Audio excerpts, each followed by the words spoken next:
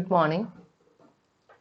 In the last class, we learned a lot about postcolonialism and the various theories that are connected to postcolonialism.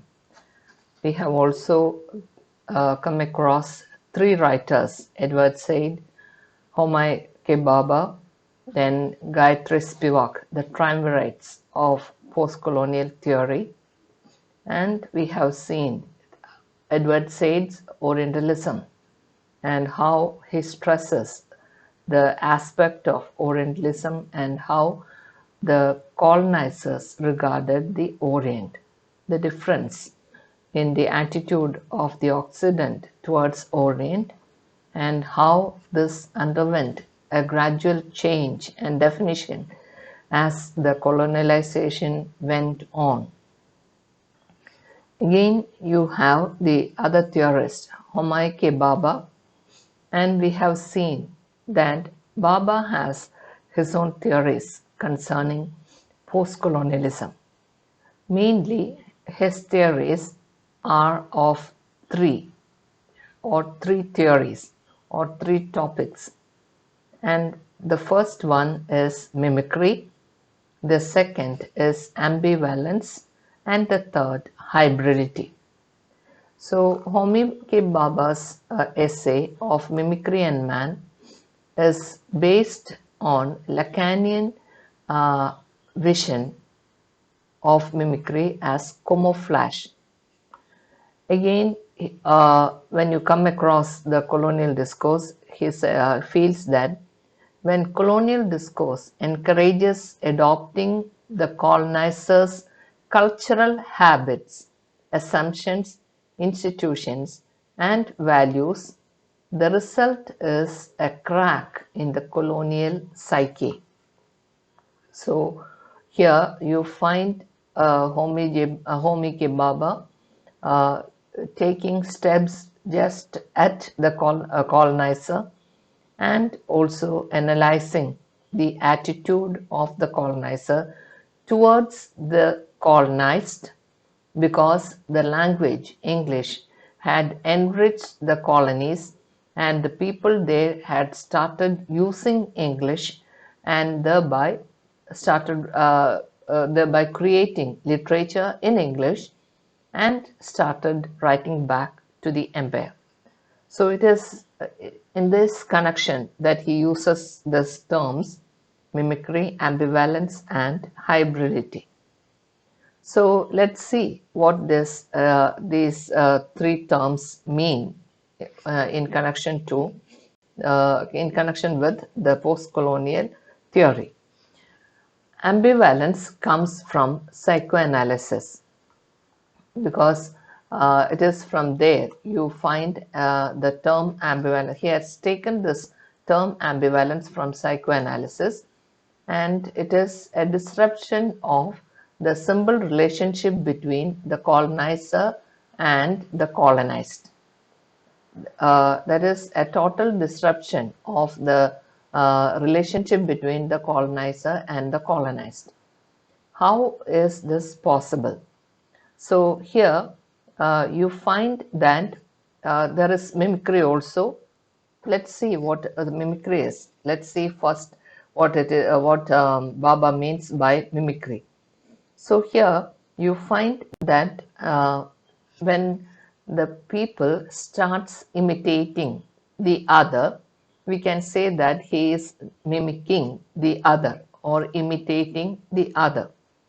When that imitation becomes so very lifelike or even better than the other, then you find that this is indeed something that causes a dent in the ego of the person who is being mimicked. So here in this case, we have the colonizer and the colonized.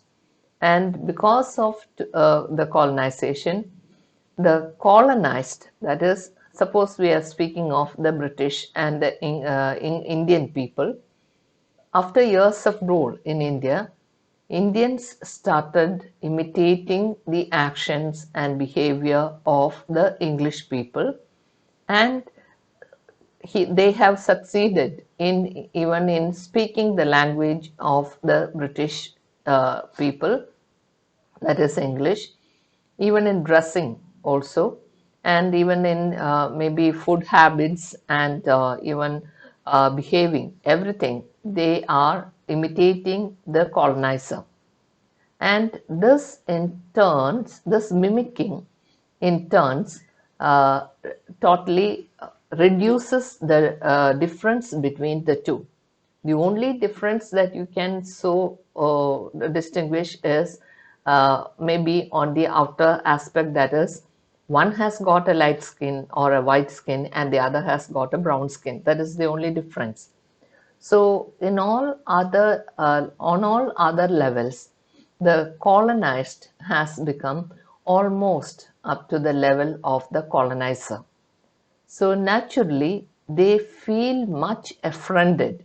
The colonizer feels much affronted. Means, why should these people? They regarded the people of the colonies as savages and much below uncivilized and the people who just do not have any culture. It is in these terms that the colonizer regarded the colonized or the people of the colonies. And now they are surprised to note that these people can behave and speak better than or even as equal to the colonizers themselves. That in a turn, or this difference between the difference between these two, the British and the Indians, it is being reduced to such a drastic level. And so this causes a total disruption in the relationship between the colonizer and the colonized. So this exposes an example of ambivalence. So let's see that ambivalence is something unwelcome to the colonial discourse for the colonizer, as mimicry causes a split in the colonizer's ego. Like, for example, when you start mimicking the great actors, if it is on a stage, naturally they welcome it with a clapping. But sometimes you find these mimicking actions are being used elsewhere, maybe for some other purpose. And so these actors they will get really worried and they will get really unpleasant about it, because they can speak well, their actions, their dialogue, everything is spoken by the mimicry man, and so naturally he is speaking. Even if the person is not there, he can mimic the words, dialogue, everything. So that causes a split in the ego of the person who is being imitated. In the same manner, when the colonizer is or the colonizer is being mimicked by the colonizer's ego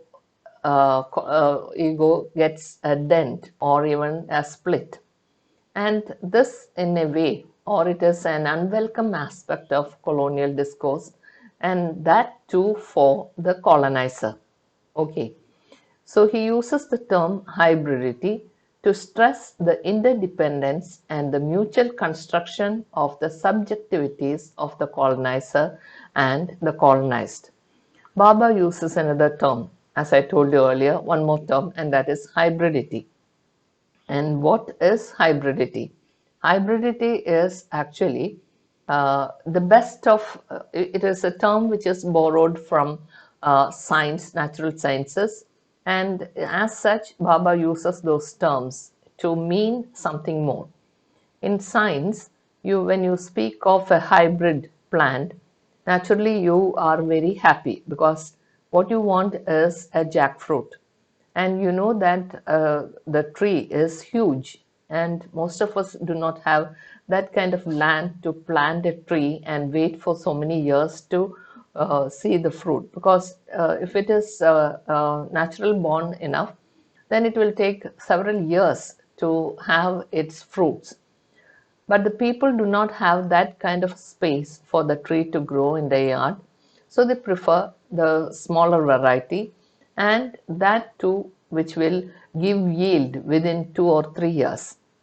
And of course, the best of the fruits or the best of these trees will be taken, and it will be grafted in such a manner that the hybrid will yield fruit within no time at all, and within 2 or 3 years, and that is early for a jackfruit. And it won't be as huge. The tree will not be as huge as its mother plant. So in a way, hybrid is the best quality of both. Both means the parents. And it is in this sense the term hybridity is used by Homi Bhabha. And he also feels that there are a lot of things that are left unsaid. That is, the borders that are conventionally assumed to exist between the colonizer and the colonized, east and west, self and other, are refigured to show a no man's land, an in between space that simultaneously divides and connects two areas. All these details you will find in your textbook in page 120, especially in the last paragraph. Baba speaks of borders that are conventionally assumed to exist between the colonizer and the colonized, because however much you may mimic the colonizer, you will not be offered a seat along with them on the same platform. That was the condition in India for a long time. And this was also the condition elsewhere in the various colonies. So here you find that even though there is the colonizer and the colonized and the people of the colonies speaking English almost like the Englishman, and dressing like the Englishman, behaving or walking like the Englishman, all this in a way merges, or in a way reduces the gap between the two. But at the same time, the colonizer had drawn a line, a border, and you can't cross that border, because this is how you are. However much you may try to be even better than the Englishman, you are not an Englishman.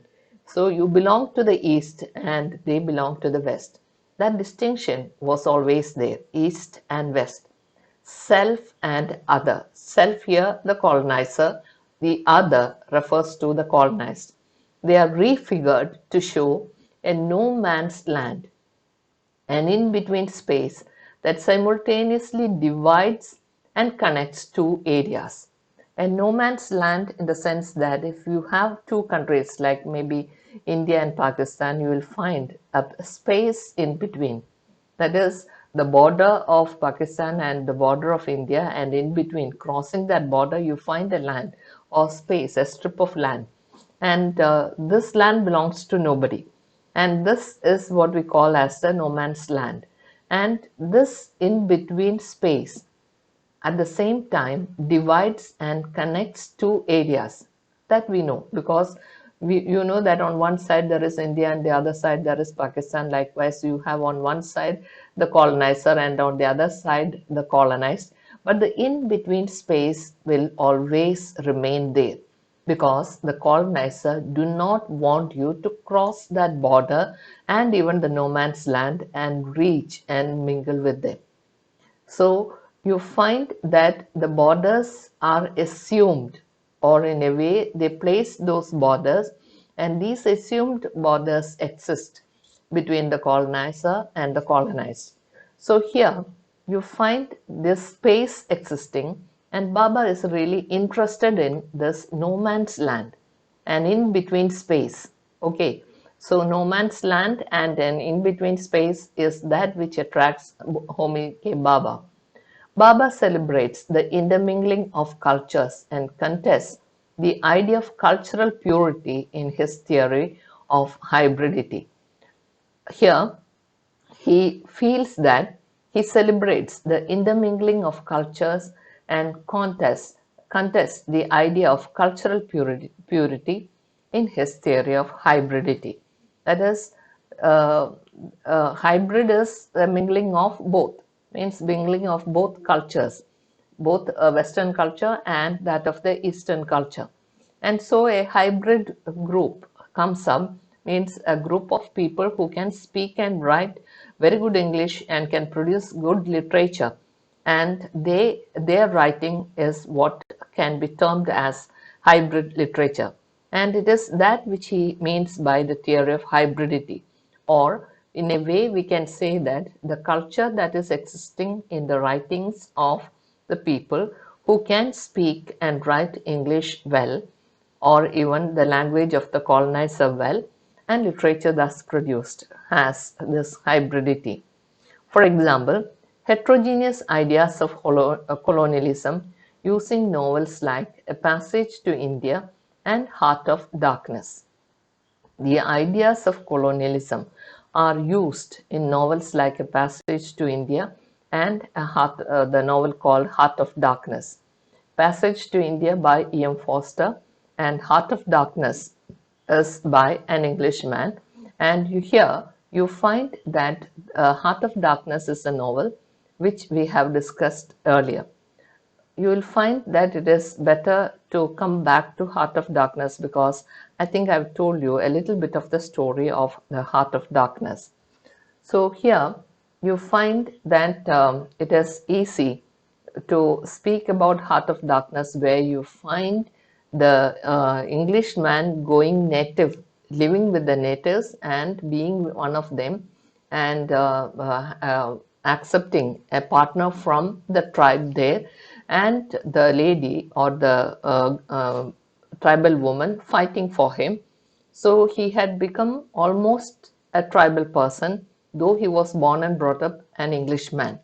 So this kind of cultural mingling, which is presented in Heart of Darkness, is indeed something that we have to read and find and understand in the light of post-colonial studies.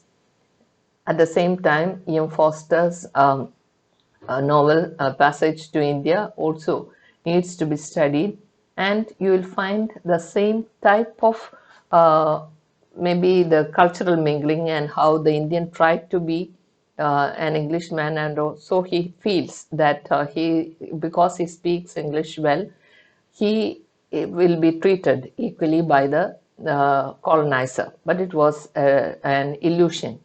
So that you find that a rereading of these novels will make us understand how the colonizer regards the people of the colonies. As I told you earlier, in spite of behaving and speaking like them, they do not want the colonizers, colonized to be like them, and they are not ready to accept them. And it is in this manner that you find that there is indeed a lot of things that Homi Bhabha means by the term hybridity, and he speaks of this no man's land, where you find that these people, they have moved away from their native Indian culture. They have not reached the British land or the British culture. The British will not accept them as British citizens or British English people. They'll be always kept apart as the people from the colonies. So they are neither here nor there, in a no man's land. It is here you find hybridity. Okay, so this is what Homi Bhabha speaks of, or through his theories, three theories: mimicry, ambivalence, and then again hybridity. So one is psychological, and the other is mimicry, is imitating and trying to be like them, but at the same time they need not be that successful. And again, when the gap becomes less and less, it creates a crack in the ego of the colonizer, and so it creates an ambivalence. Again, Bhabha comes to hybridity, the no man's land, the space in between, means between the east and the west, the no man's land. The colonized people had started learning the language of the colonizer, and started speaking like them, but at the same time they have moved away from their own culture, and they have not been accepted by the colonizer, and so they are in between. and the literature produced by them shows a variety of literature which we call as the hybrid, or the hybridity in literature can be found in their writing. The third of the triumvirate is Gayatri Spivak. You have already learned much about her theories regarding Dalit literature, and also how the colonials, during colonialism, how these people were misused, and how the independence struggle, after independence struggle and during the independence struggle, certain groups were set apart from the mainstream. All these you have learned in the previous chapter. Here, Spivak speaks of three things once again: deconstruction, Marxism, and feminism. And her writing, a critique of post-colonial reason towards a history of the vanishing present. This book discusses philosophy, literature, history, and culture. Her essay, Can the Subaltern Speak? This is the same essay which we discussed in the earlier chapter. We have gone through the main points. There is not much to speak about this because an elaborate discussion had been done earlier. Still, we can point out certain points there. Can the Subaltern Speak explores the fissures of the post-colonial or decolonization project, which we discussed in chapter 3. In Spivak, boundaries of discipline and movements are often crisscrossed. The boundaries of discipline and movements. Again, you find that it is Homi Bhabha speaks of, there is a movement of the culture from the colonizer moving on to the colonized, and the culture of the colonized being taken by the colonizer. So the boundaries are often crisscrossed. There is no, though they have the boundaries of discipline and movements are often crisscrossed, according to Spivak, and confirming the theory of Homi Bhabha. Colin McCabe calls her a feminist Marxist deconstructionist because she is a feminist. She speaks of Marxism, and even then she takes up her own view against the Marxists of India, who started having Dalit movement without taking into consideration the women.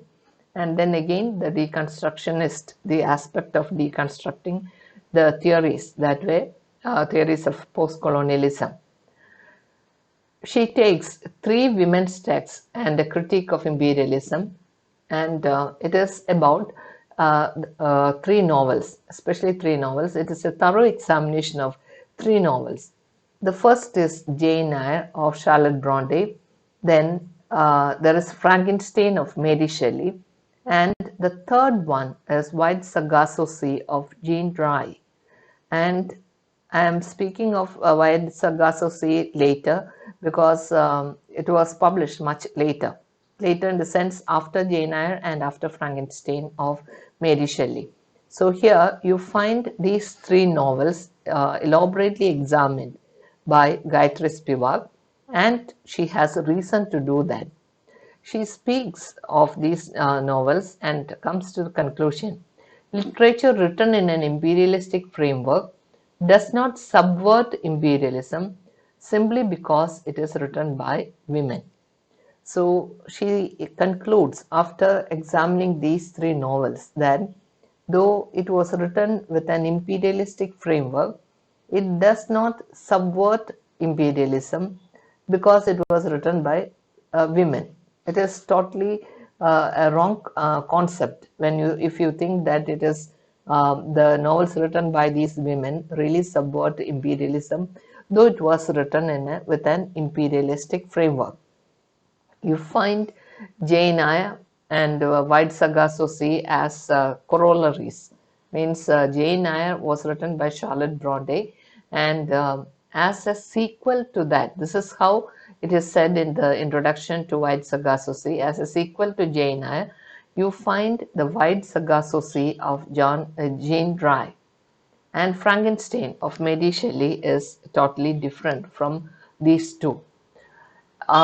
she also exposes the imperialistic worlding at work, which is worlding at work in Jane Eyre, by interrogating White Sagacity as Jane Eyre's reinscription. So she exposes the imperialistic worlding. That's a worlding is the word that she uses. The worlding that at work in Jane Eyre, because at Jane Eyre you will find that it is a story of the governess Jane Eyre who goes for work in a mansion, and she believes that the person who employed her, the owner of the house, whose children she is to teach, he is a widower. That's what she believed, or that's what she was told. And only later she finds that there is a woman in the attic, and she is a mad woman, and that woman is the wife of her employer. But she was not given to understand. She was given to understand the fact that he is a widower, and she was almost in love with him. But one day she finds the sound of the woman in the attic, and there is the woman coming with the fire, and a lot of tragedy things really start happening there. And again you find White Sagacity, and it is considered to be Jane Eyre's reinscription. That is a totally rewriting of the Jane Eyre story, and that too which happens in the colonies. So if Jane Eyre is placed in England, White Sagacity is placed in one of the colonies. And this happens too. In White Sagacity, you find a lady who is the mistress of an Englishman, and she has a child, and they have black people working for them. And she is, because she is born to an Englishman or a white man, she had a beauty of her own, but at the same time she is not regarded as one of the English people or the colonizer, and as such she was given the house and the plantation, and she had servants also.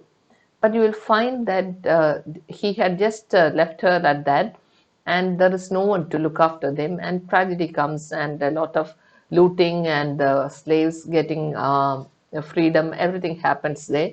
So in a way you find that Jane Eyre is in a way recreated in White Sagacity with almost a difference. The difference is that this happens in the colony, and this happens to the colonized people, not to the colonizer.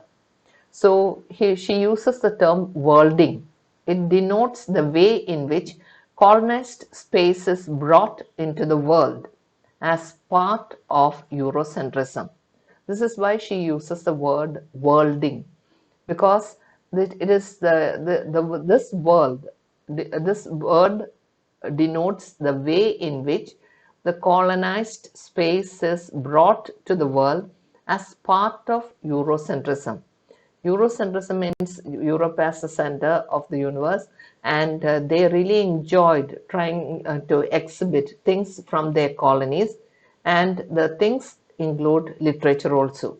So when somebody writes about the colonies, that literature is produced to the world, and as part of Eurocentrism, in a way, their magnanimity in placing the literature in the colonies with the colonial characters and the colonizers mingling, and this is the world that is brought to the forefront to be part of Eurocentrism. And maybe this is the reason she uses the term worlding. Spivak feels that to consider the third world as distant cultures, exploited but with a rich literary heritage is waiting to be recovered, is the expansion of empire. As I told you earlier, Eurocentrism. Why is Eurocentrism spoken here?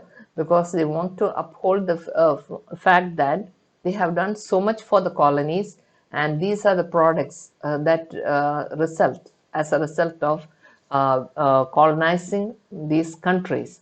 So in a way, they are trying to tell the world that colonization had done a lot of good for these savage people and the land. So Spivak feels that to consider the third world as distant cultures uh, who are exploited, but with a rich literary heritages waiting to be recovered. All these really result in the expansion of the empire.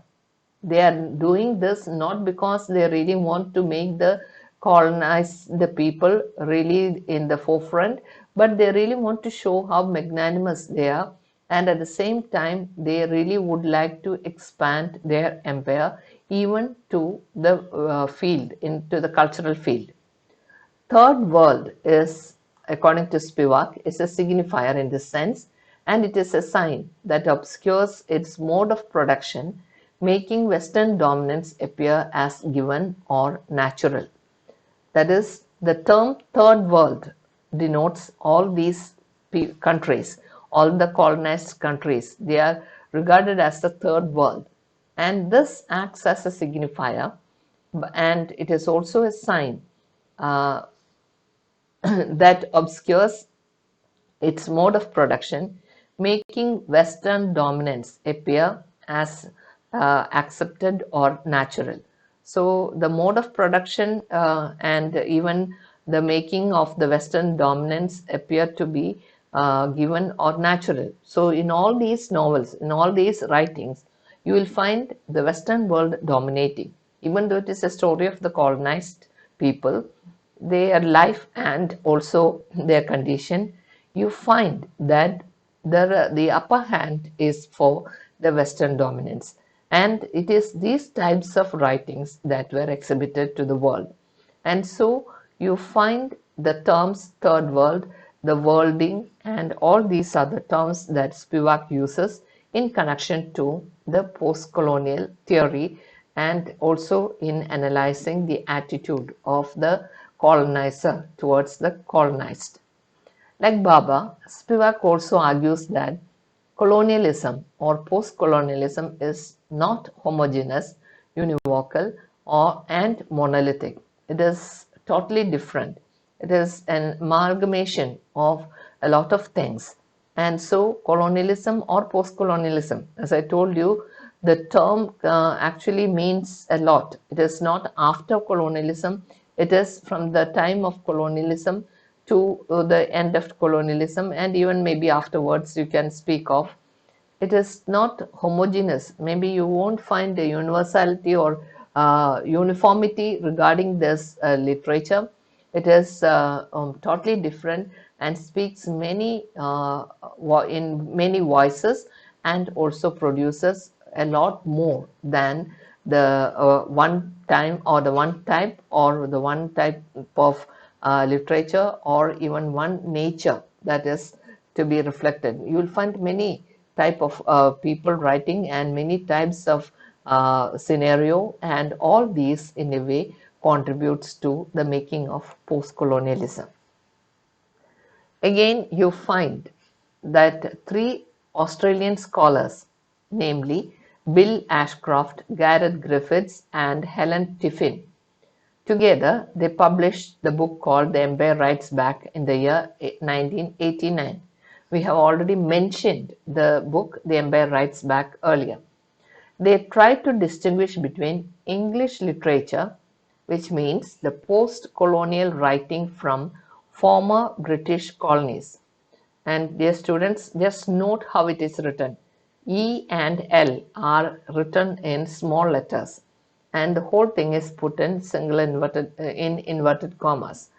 So English literature, they try to distinguish between English literature and English literature. Okay, this English literature is, it starts with E capital letters and L capital letters. Okay, that much difference is the you can find here, but otherwise it is the same term, only in term, but in writing it is totally different. English literature means the post-colonial writing from former British colonies. And English literature with the capitals means the literature of Imperial England. Like for example, when you learned your literature, you come across a lot of writings. You have Shakespeare, then Pope, and you will find Shelley, Keats, Byron, and even the other writers also, all English writers. You are learning English literature. For a long time, we also learned only English literature.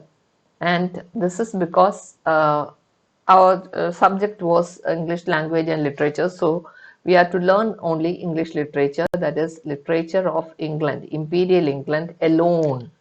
Understand? But now you are learning English literature, which means that you are in your English literature, you will find this smaller letter English literature too, and that is the post-colonial writing from former British colonies. That is, the people from the colonies writing in English.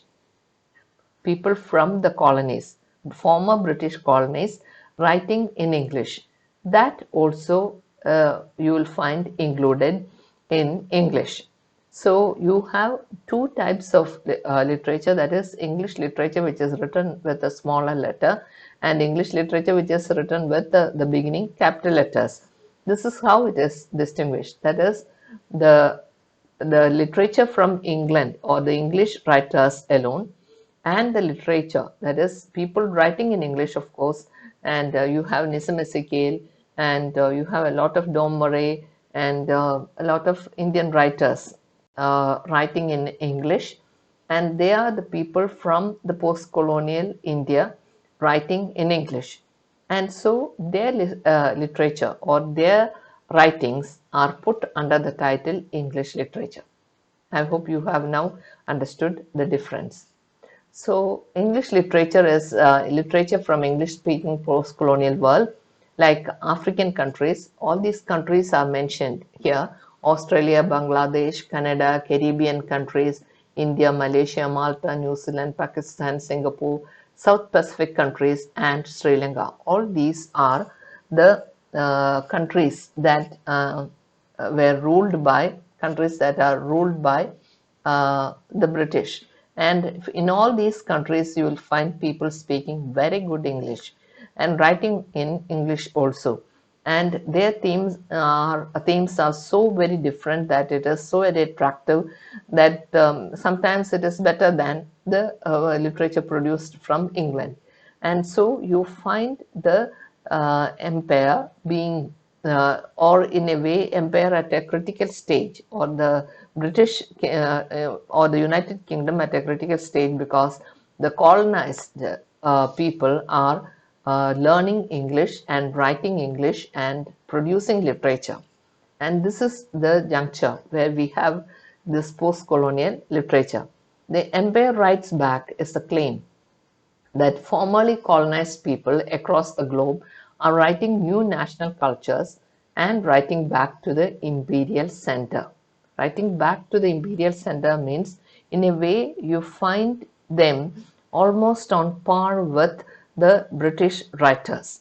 Of course, in theme, you will find a lot of difference, but at the same time, the usage of English and even in the writing and even in creating or even in having the theme, even the colonized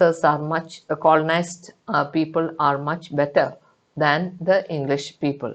So the title of the book, The Empire Writes Back, is indeed the claim of the writers or claim of the editors as to how the colonized people across the globe, not just in one country but all these countries, they all write, or people from all these countries write in very good English and producing literature and writing new national cultures and writing back to the imperial center.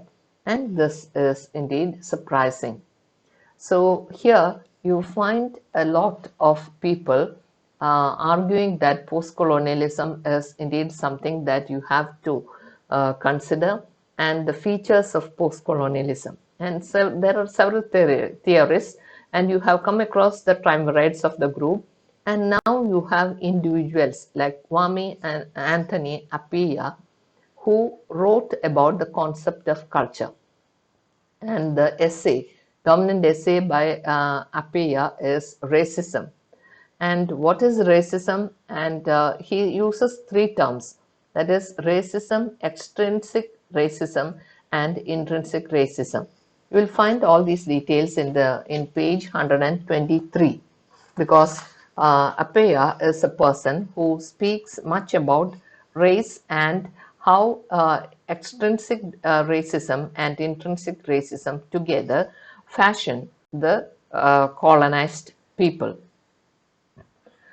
His work in My Father's House, Africa, in the Philosophy of Culture, he speaks of the 18th and 19th century Euro-American thought, and also about race and nationality.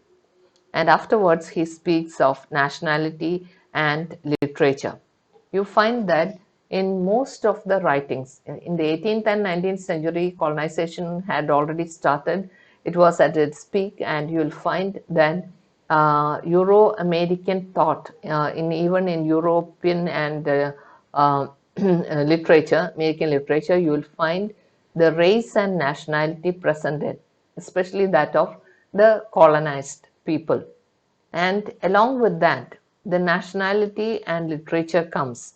So there is a lot of difference, or there is a change in the 18th and 19th century literature, and you will find the mentioning of the colonies there, but the colonies just do not get to be alive in these writings of the European and the American people or American literature, because they do not have much knowledge of the colonies and they have no idea how to portray it. And when they portray it, naturally, it is in a totally different manner, a totally different manner in the sense that they are speaking about something that they do not know. So it is only in that sense that the colonies are represented.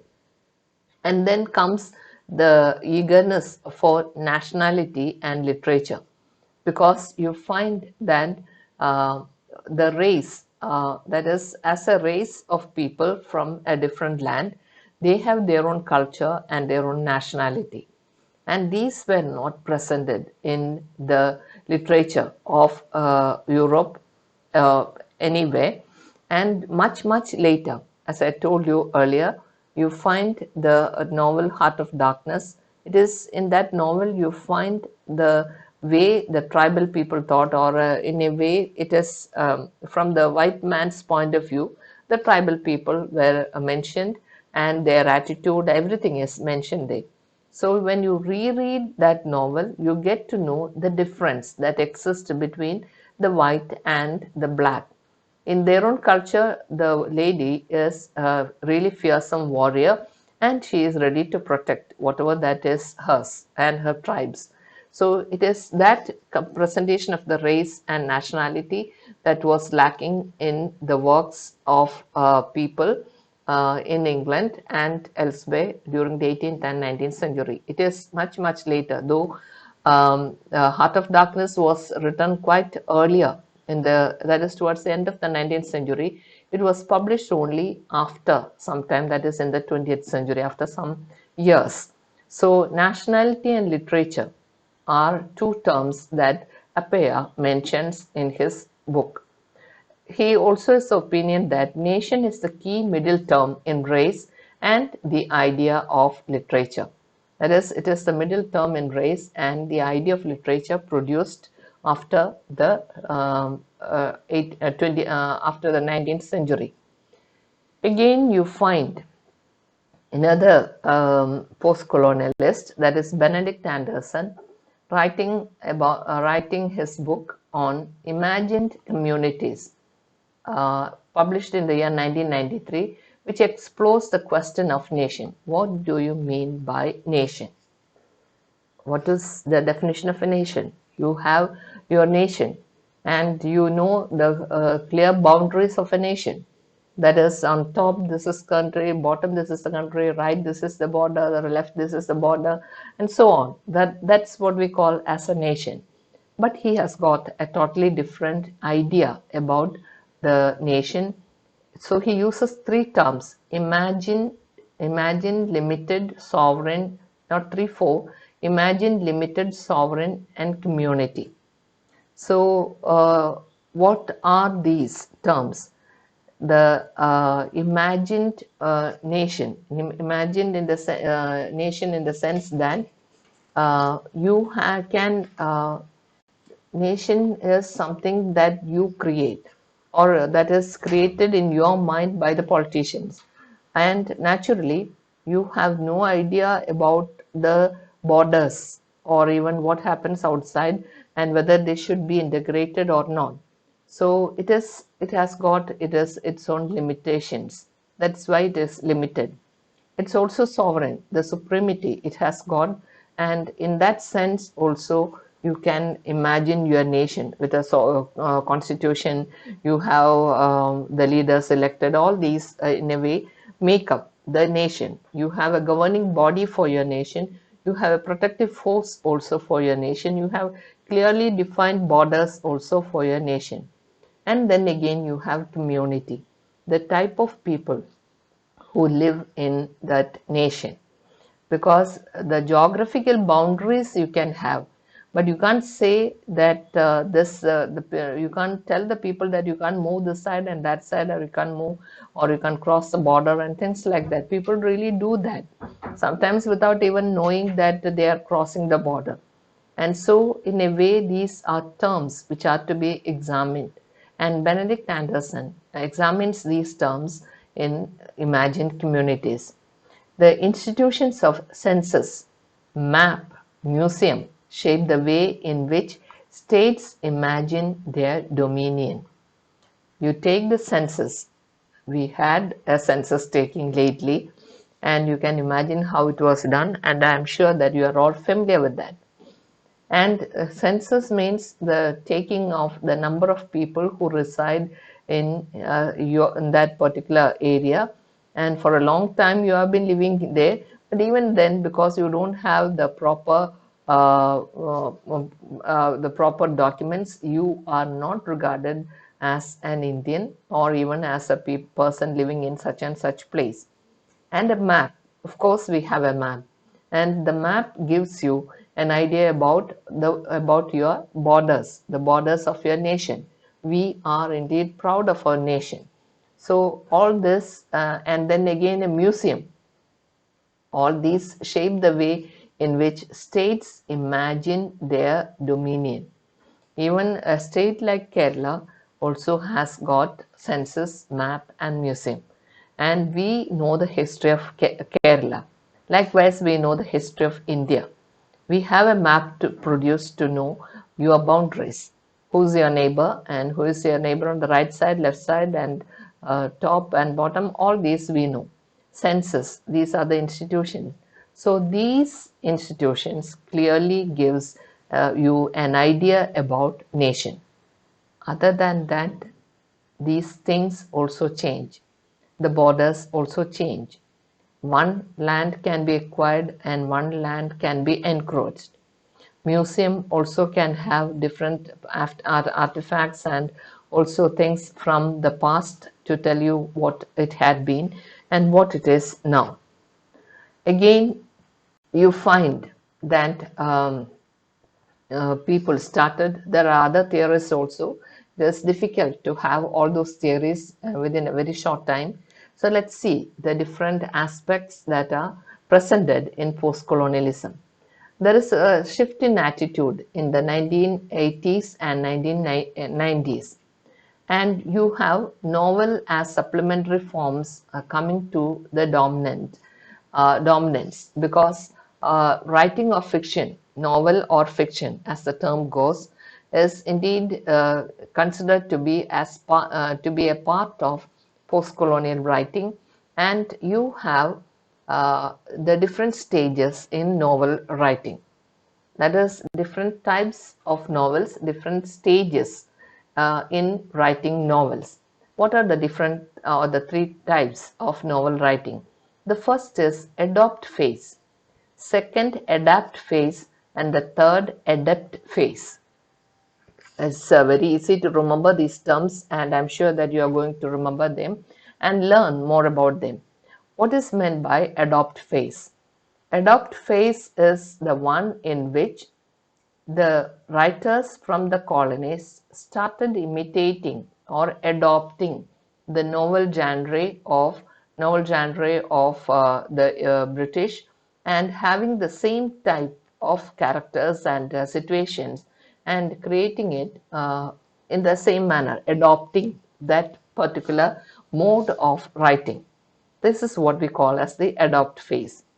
Adapt phase is the one phase where you have only certain aspects adapted for the convenience. Otherwise, culturally, it is totally different. Culturally, it belongs to India. But we have adopted certain things from the Western countries. You have used that in your novel writing and made it a mingling of both the East and the West. This is what we call as the adapt phase. Adapt phase, on the other hand, is a typical novel placed especially in our country, without encroaching or without borrowing or without even imitating anything from the West, and having a flow of its own and having a life of its own. You have roots and shadows in Indian writing in English. You have Nagamandala, the best example, of course, not just in novel but in drama. So in novel, if you take Roots and Shadows, you will find that the writing is essentially Indian, in the sense that the novelist is using the culture of India and the characters of the same culture. Their thinking also are Indian. She is not accepting or she is not adopting anything from the Western countries. She is not adapting herself to the Western culture, but at the same time, she is adept in using Indian culture in order to portray their emotions and their feelings, and also presenting a culture which is entirely that of the Indians. In criticism, let's see how this three terms work in criticism. Adopt phase focuses the politics of representation of colonies. The politics of representation of colonies in criticism is that which is important. Adapt, in the sense, means you have the example of the Empire Writes Back, which is a critical work, which is adapting to the conditions, and at the same time, maybe they are using the yardstick of the Western countries, but at the same time, they are also considering the colonized countries, and comes to the conclusion that the writers are indeed writing back to the imperial country or the imperial England. So the book Empire Writes Back is an adapt. And then again, adapt works of Gloria Anzaldúa, then Salman Rushdie, Arjun Appadurai are indeed works which are indeed adept. Salman Rushdie is one name that you are familiar with, I'm sure, and he had written novels which is entirely Indian, though it is heavy work, and I'm sure that some of you must have read the works of Salman Rushdie, and he also uses the terms that are particularly Indian in order to denote certain aspects. So you don't find anything English or that of the Englishman there, but he uses the Indian scenario to portray the situation and also create his characters. So his works are adept in that work. And in criticism also, Salman Rushdie is entirely in keeping with the norms or the rules of the colony or that of India. Then again, we have heard people speak of diaspora. And what is meant by diaspora? It is the territorial displacement of people, either forced displacement like slavery, or voluntary, like going for a job during colonial period and after. This is what we call as diaspora. Sometimes when you speak of people, Indians writing in English, earlier Indians writing in English, you will find that it is categorized as diaspora. She is a diasporic writer, he is a diasporic writer, because they are people writing from another country, Indians settled elsewhere, and writing from there nostalgically about India. And they are displaced people, and this displacement can be forced, like the slaves which are brought from Africa, and they were placed in America, and from there they speak of their land and their slavery, or how they came over there, and their situation there. You must have heard of the famous book um, called Roots by Alex Haley, which is entirely about the way a slave was brought from Africa and brought to work in the plantations, and how his grandchildren came up or brought up there. And it is from one such grandchild that who writes about their situation. So this can be called as a diasporic writing, but at the same time, it is entirely about the land in which they are lying, and the earlier situation was also mentioned. Or voluntary, like for jobs, like people from our country going on for job to various other countries, and writing from there, during their lifetime, they write about their country during colonial period and after, especially during the colonial period and after colonialism, immediately after colonialism. These types we categorize as diaspora. Then there are the refugees and people in transit, means people moving from one place to the other. Refugees, the war people, because of war, they are fleeing their country and seek asylum in another country, and naturally when they settle there, they think of their country, what they have left behind, and how impossible it was for them to live there, and how the good times were remembered. So people in transit also write, and they can also be their writing also can be categorized as diaspora. Hence, these types of people, in a way, write, and their writing is more lamentation. And this lamentation is mixing memory and nostalgia. Lamentation for what they have left behind, lamentation for the things that they had left in their country, and remembering the good old times, and nostalgia for the land, and thinking when they will be able to return back to their homeland. These are the main themes of the diasporic writers. The main themes of diasporic writers. Let's see what diaspora studies entail. It means histories of slavery and indentured labor. Again, migrant labor and livelihood, experiences of displacement and homelessness. All these can be studied under diaspora studies. The history of slavery and indentured labor, then migrant labor and livelihood, experiences of displacement and homelessness. All this come under the diasporic studies. Then again, new phenomena of post-colonialism. It is about the borders and borderlands. Why is it about borders and borderlands? As I told you earlier, there is a no man's land, and there is indeed the borders and borderlands. People who do not belong neither to this land or the other. And what about the borders? There is no border straight line as such which you can't pass over there, because you have not been to the border. Only when you go to these places which have the borders, you will find that the people on the other side belongs to another country, people on this side belongs to our country India.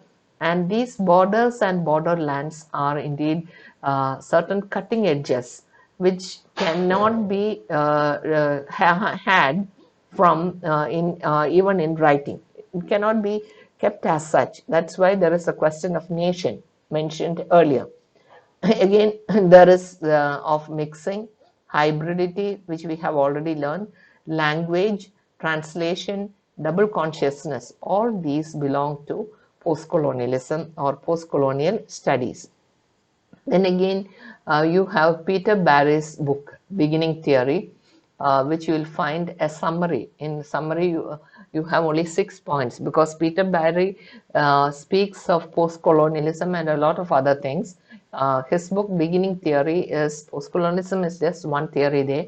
So you find a summary of those in your textbook, page number 126, and you have 6 points mentioned there. I'm not mentioning those 6 points now because you will find it quite easy to go through those 6 points, learn it well, and study it well. And if you have any doubts, you can just ask me, or you can call me and clear the doubts. Okay. So we have come across these different things of post-colonialism, different aspects, and people who had discussed post-colonial theory in detail. It is just a very limited number, but at the same time, something very essential, something which you can go on along with. As I mentioned, border and borderland, you have theories based on that. If you have a project, you can take a book and mention whether it is a book which is written about borders and borderland and how the psyche of the characters work there, and you can have the borders which really work in the mind, and also physical borders, geographical borders. All these are terms, or these are topics which you can be researched in detail and learned about. So I think we finished with the post-colonial theory, and the next topic is post-colonial criticism, which we will start in the next class. Thank you.